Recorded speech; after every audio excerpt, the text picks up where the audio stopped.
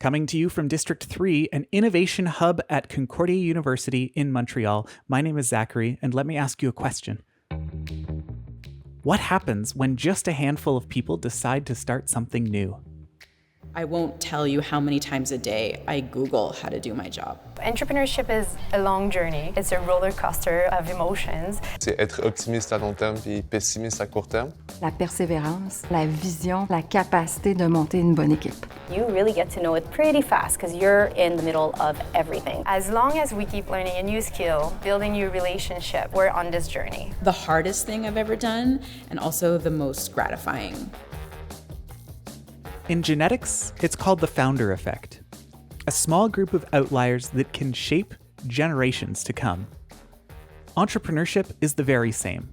At District 3, startups and entrepreneurs, step by step, with the help of coaches, are building projects that can change how we experience the world. This podcast is here to share their stories, to give you resources, and to remind you, you don't need to have it all figured out to launch your project. Because the founder effect isn't just about beginnings, it's about how we build, how we learn, and how little by little we create impact. Today, we're going to talk about the most important relationship in your business, your co-founder. At District 3, we basically make it a requirement that you have a co-founder if you wish to participate in our later stage programs. Entrepreneurship is tricky, and doubly so if you don't have a sounding board, someone to push back against you, someone to share the mental load. And because having different backgrounds is key to this success, you might have a co-founder who has expertise in a domain you know nothing about. You might have a co-founder who's 15 years your senior, 15 years your junior, or who used to be your boss or your boss's boss. The best people to work with are those who can put that aside and say, I value your perspective, your life experience, and understand that that's valuable here, no matter which one of us has worked longer or knows more about the topic at hand. Andrea has spent more than a decade studying and practicing interpersonal dynamics. When a team needs to do its best work, the relationship between you can make or break that. There's a lot of best practices, but no one-size-fits-all solution to highly functional teams. I don't think you can have a formula. There is no one way of doing things. And building a startup is very risky, and there's a lot of unknowns. That was Edna you just heard.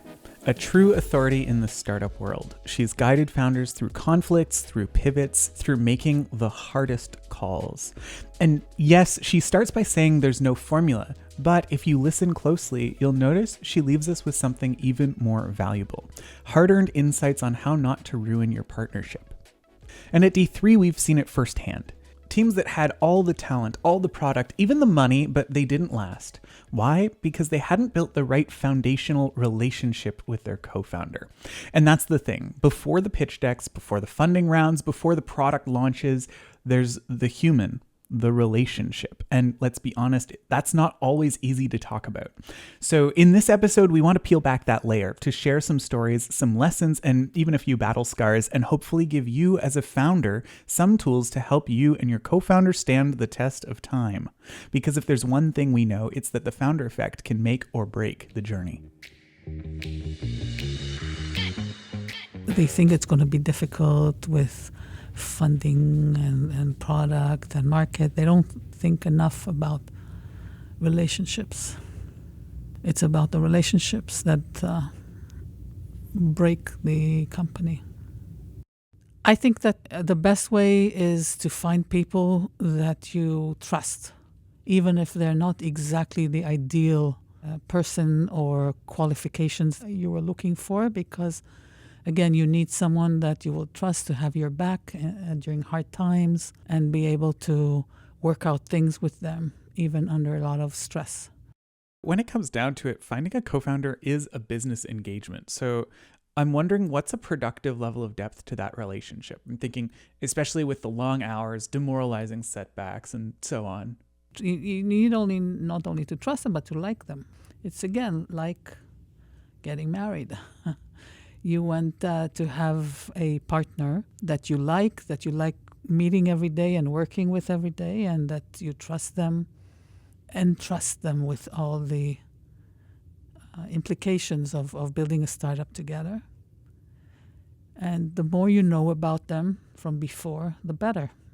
Again, someone that you know only from LinkedIn, you have no context of who they are, what they like, what's their personality traits. You discover that while working with them, and sometimes it's not a good fit.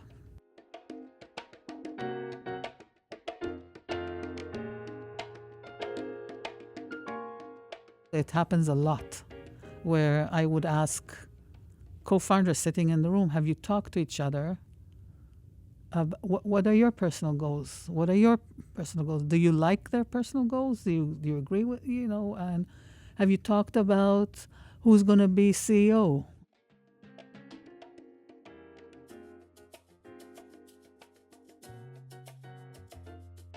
So I'm guessing that when founders don't align early on their personal goals or roles, it doesn't just stay hidden. It shows up later in the room in little ways or big ways when they talk to each other, right? What you see a lot is passive aggressiveness. It's interesting. You see all kinds of dynamics. All of those dynamics can work as long as both sides are happy with it. So maybe it's not my style, but it works for them. Awesome. But they need to figure out if it works for them or not, and flush out everything as early as possible so that they can see if they like the dynamics or not. I can see from the body language. I can see someone being aggressive with their body language. I can see also dynamics in one side sort of mistrusting the other side with a lot of questions and breathing down their neck. That's another way of sort of telling the other person, I think I know better than you, and I don't like what you're doing, basically, without saying that out loud. And again, I might be mistaken, and then they'll tell me, nope, that's not the case. But the whole point is just to bring out things and talk about them. But sometimes as a founder, those discussions are putting you in a very vulnerable place. So I needed to ask Edna, how do you, as a coach, start out that relationship and get them to that point? Well, first of all, they need to trust me, right? That I'm doing that for the right reasons, that I'm not attacking them, I'm not criticizing them, I'm just observing and telling them, hey, this is what I see. Is that the case? And if it is, maybe you two should talk about it with each other. So for that, they need to trust me. So of course I won't do that the first time I meet the team. It takes a while until the trust is built between the coach and the teams.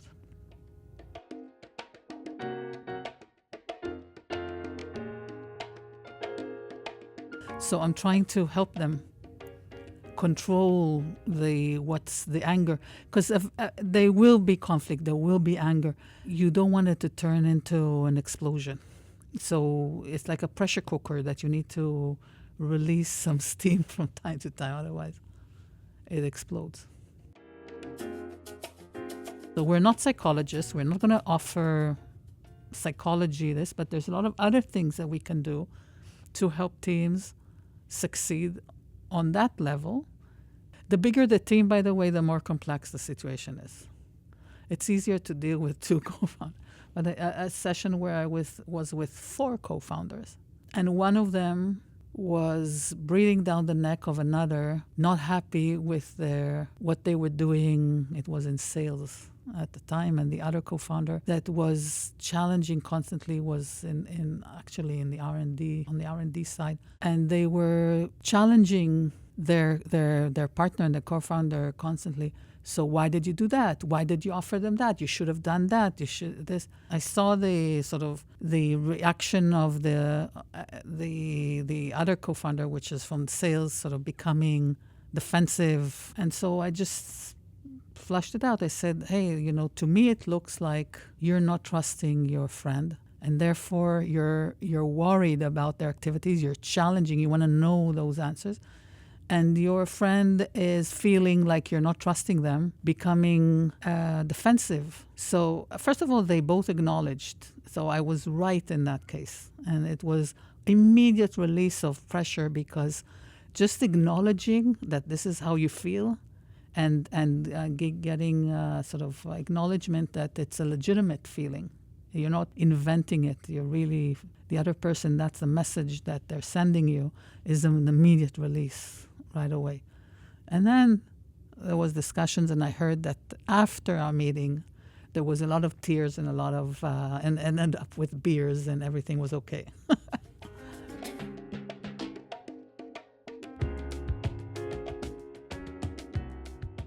Eventually, it's their decision. It's not mine. I only bring up the topic. So, and look, because I was an entrepreneur myself for many years, I saw it myself. I lived through it. That's why I recognized that. So you identify a lot of the things. If you've lived long enough in a startup, you've seen everything, basically. So for Edna as a coach, it's all about spotting trouble before it blows up. She understands deeply the power of airing out those unspoken issues early on and releasing the steam from the pressure cooker. But even the best advice can't always keep a partnership from falling apart. So now we hear from Steph, a technical founder who's now transitioned to working at a VC firm. We met her in the previous episode. She did not have Edna in her corner guiding her through the storm, but honestly, even if she had, it may not have changed the outcome. One phone call was all it took for Steph to realize that their partnership was quite off track. The values clash was too deep, and when money got involved, the cracks turned into full-on fault lines. It was just kind of like, as soon as I hung up the phone, I knew exactly what I had to do. As soon as the phone call ended, I realized that things weren't aligned. It wasn't things were not going to work out. It wasn't a simple problem that could be solved. It was we can't work together type of thing. It was different values. I think I didn't really care about money so much and ownership of the business as much as I cared about growing the business and bringing our product as broad as we could. And I realized that as soon as money and dollar signs were being placed on the business, the other party involved was just our values were not there. It wasn't about bringing a product to market and bringing a product to as many people as we could. It was about making as much money as we could. All at once, I realized that our values would never align. And this was not a person that I could keep growing with and that I wanted to keep building with. But just jumping in to say, Steph's story highlights something we see a lot at D3. It's not always about the product or the business model that breaks things, the relationship. Edna mentioned this at the start, and often those cracks show up when the power dynamic shifts, like when a mentor and a student suddenly have to sit at the same table as equals, as co-founders. That's a big change. So we asked Edna what happens in those cases and when control becomes the real issue. Of course, it's about control, right? So it depends. It depends on the kind of startup. We see, for example, in a lot of the startups where the relationship is not balanced to begin with. For example, a professor and a student, right? And suddenly the rules change. They're both co-founders of a startup, and suddenly they have, especially the professor, has to deal with not being anymore the boss and having a student that now is equally important in the equation, and sometimes more, because the PI or the professor stays in academia while the student is building the startup, right? Suddenly, the rule of engagement between these two has changed. That's not easy for a lot of especially professors to accept, and there's a rebellion at some point by the student. Hey, I'm the one doing all the work. I'm taking all the risk, and this guy or this lady are bossing me around and also taking equal shares in the company. And that's not fair. And I want to be able to take decisions because I'm the one that's building the startup. And in fact, this is precisely what Steph says. The PhD supervisor to student relationship is kind of like a guru apprentice relationship. So to have your guru basically say that. Someone you look up to. Yeah. And someone who my job for the past 6 years has been to make you proud of me and make you happy. It was a weird feeling. And it was after that I was just I need to cut this person out of my life. Yeah. To take a brief detour to our previous episode about intellectual property, it turns out that this journey from academia to entrepreneurship, the IP ends up often being a source of conflict. Steph says it wasn't just the IP, however, it was a contributing factor. It wasn't necessarily the IP. However, when we did start the business, we didn't put much thought into the split of the IP because we just thought that it didn't matter, that nobody cared about money. So we were like, we're 50-50 on everything. We're going to be 50-50 on everything forever. And when it came to a shareholders agreement, we didn't think about how to put kind of checks and balances in place in case we disagreed, or how to create, kind of different devices within the company that would allow us to include other people or grow, or it was very, very much two people who don't know anything about business starting a business. So yeah. Yeah, that's a trial by fire kind of situation. Absolutely.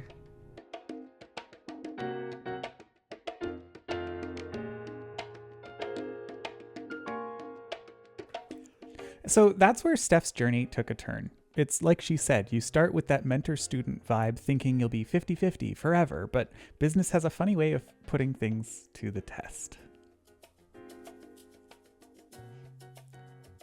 Now let's hear from Eric, the guy who wanted to bring nap time to the office. Yes, you heard that right. He's about to take us on a ride through the ups and downs of turning a dream of dreams into reality and all the chaos in between.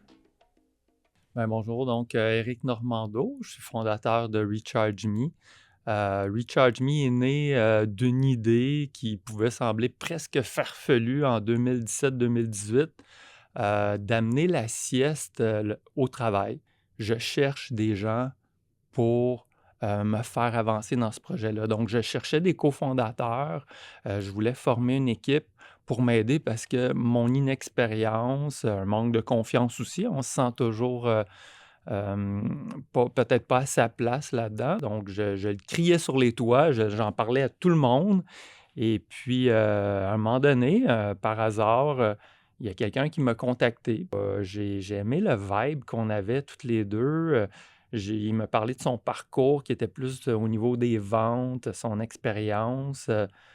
Je voyais plusieurs affinités dès le départ, puis j'ai juste dit à la fin, je dis, écoute, moi, j'ai commencé à faire un dessin sur une feuille blanche, puis je cherche des gens pour le compléter, puis je te lance l'idée. Enfin, Eric a trouvé son CEO sur LinkedIn. Écoutons maintenant Edna qui nous met en garde contre les associations de fondateurs qui se font trop vite. Il faut prendre le temps de discuter tous les aspects avant de se lancer ensemble. On that front, I would recommend full transparency, not being afraid to jump into discussions of hard things, right? People tend to hide the stuff that they feel that might cause tension, like talking about their personal goals. I want to be a famous CEO and I want everyone to write about me in the newspapers. Or I care about making a lot of money.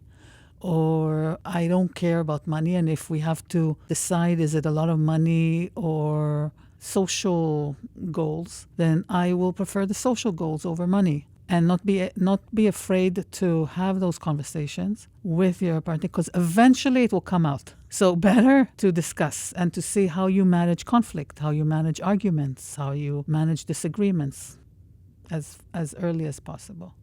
It's the culture here in Canada to avoid that.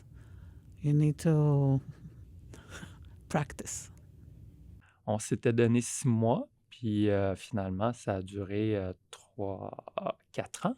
Et tout ça ensemble a fait qu'on a réussi à développer l'entreprise qui allait vraiment très bien jusqu'à le COVID. Et puis, les clients nous rappelaient et nous disaient, ben, il n'y a plus personne au bureau, vous pouvez venir chercher votre cabine, ça ne fonctionne pas. Ben, moi, je pensais retourner enseigner. J'ai dit à mon partenaire, ben, écoute, peut-être c'est le moment de réfléchir à trouver un autre travail.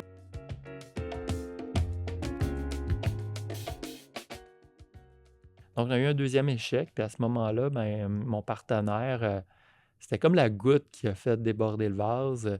Je dis pas que c'est pour seulement cette raison-là que ça a commencé, que c'est devenu difficile. Il y a peut-être d'autres raisons plus personnelles.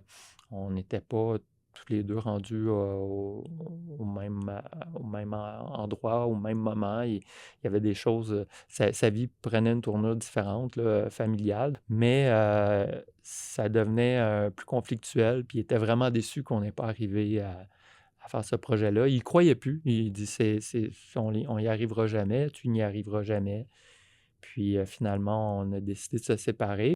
When there's no discussion in advance, roles, responsibilities, how much are you willing to invest? So, for example, there's a lot of entrepreneurs that would say, well, I still need to earn, so I'm going to work only part-time in the startup and I'm going to do another job on the side. The co-founder, because they didn't discuss it, is upset with that person because they think that just like them, they need to be full-time and invest everything in the startup. Another scenario that happens a lot. I like to go to sleep between 2 and 4. I don't care about anything. I want to sleep between 2 and 4. Sorry, even if you're working 20 hours a day, for me it doesn't work, right? I need my time off, or this. Even those kinds of discussions are important.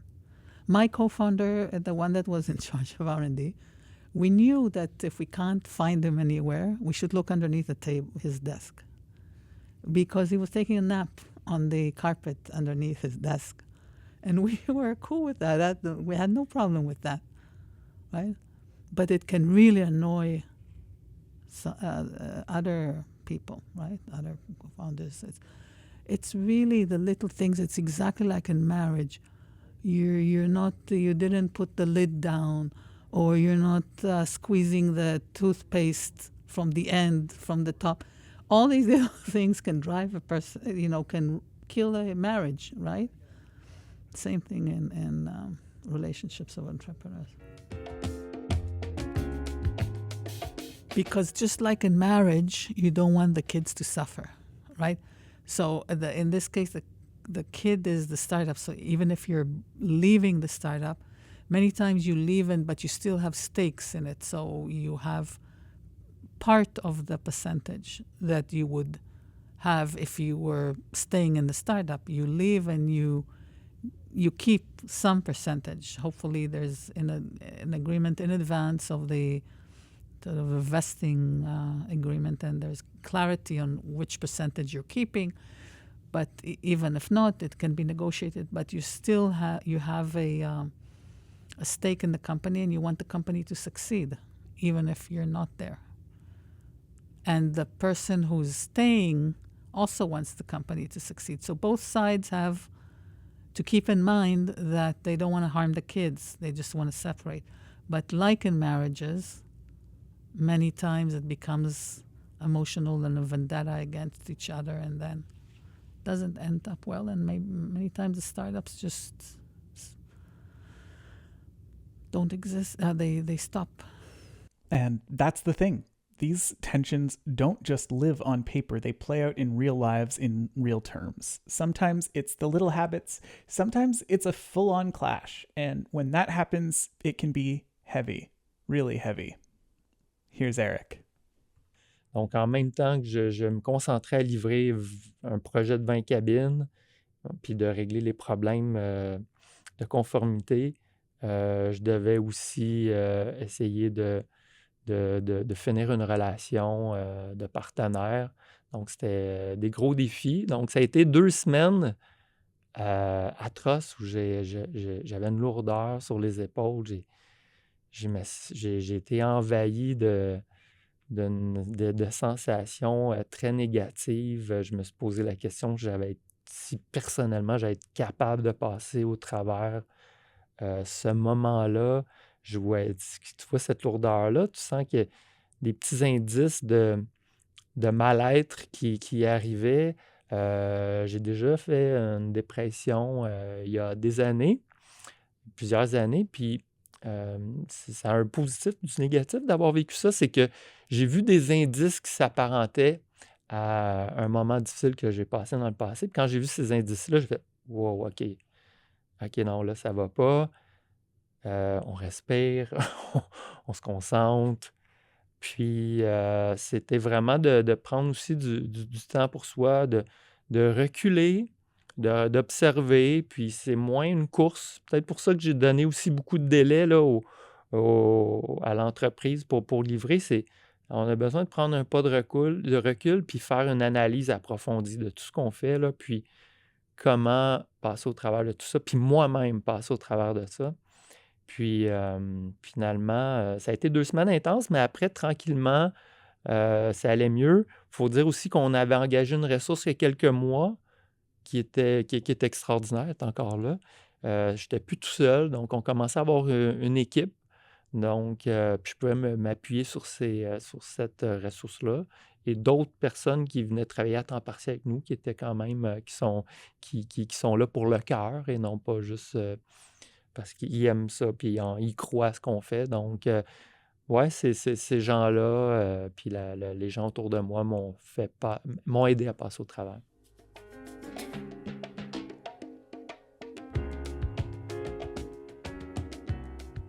A breakup with a co-founder is always a trying time. There's no way to make it easy, but I think Eric is learning how to make time for himself, learning the importance of finding other resources to fill the gap left by your co-founder, the importance of getting the guidance you need to properly assess the situation and pivot in the least painful or most effective way forward.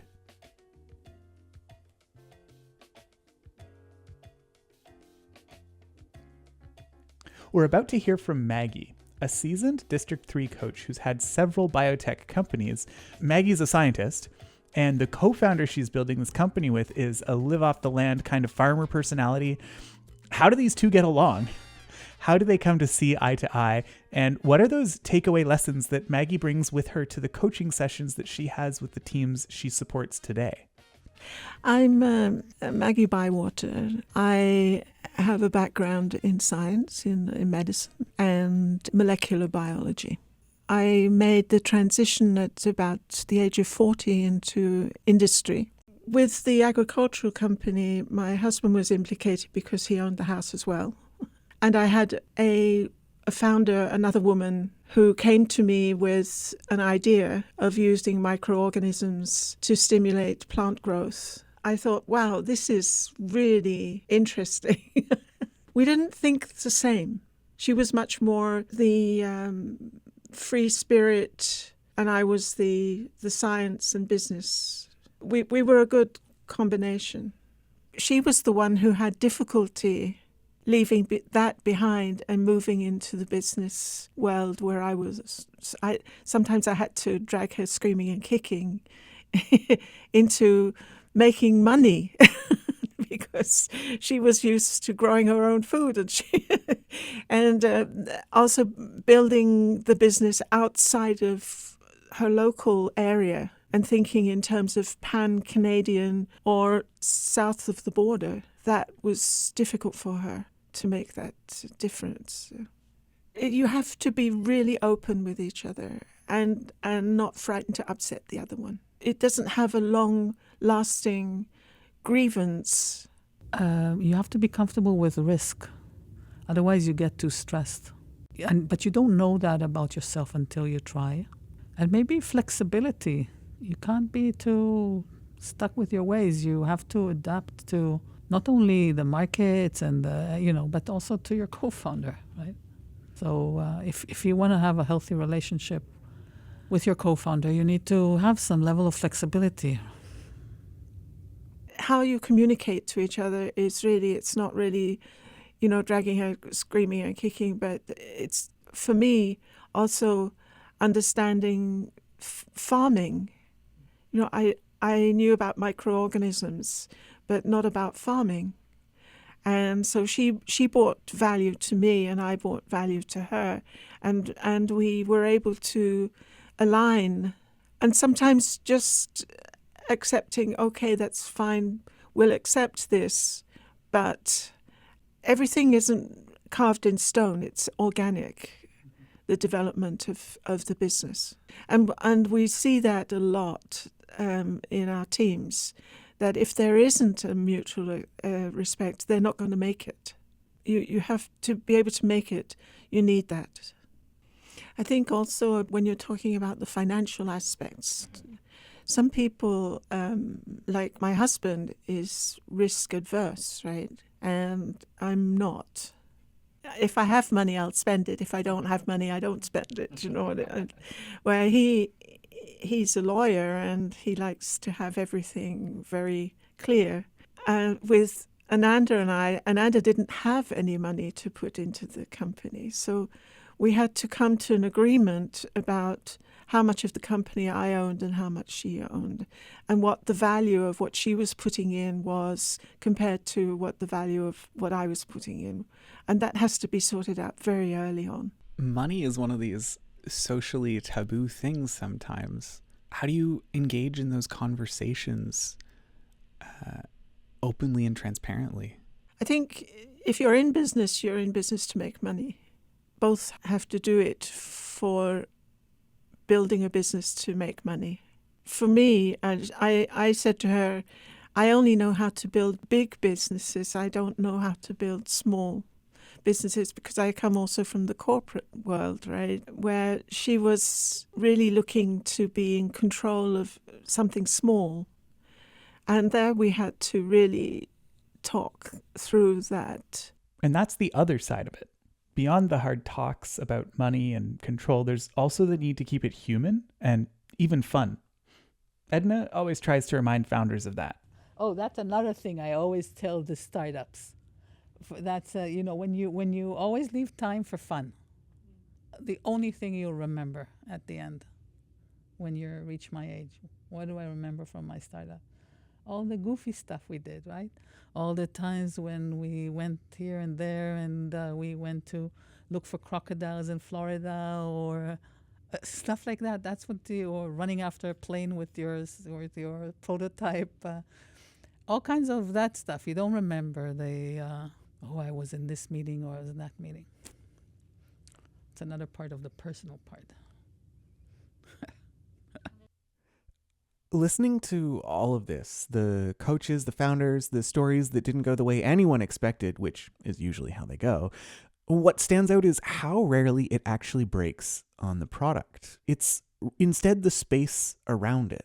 The things that go unsaid, the expectations that no one really voices and compares, the tension that installs itself quietly over time, bit by bit.